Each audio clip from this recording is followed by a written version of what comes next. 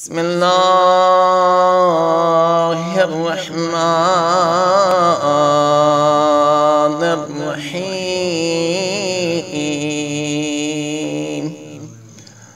اللهم صل على محمد وآل محمد.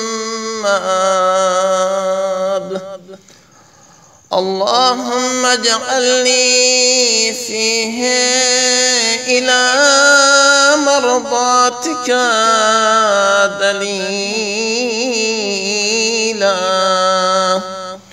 ولا تجعل للشيطان فيه علي سبيلا،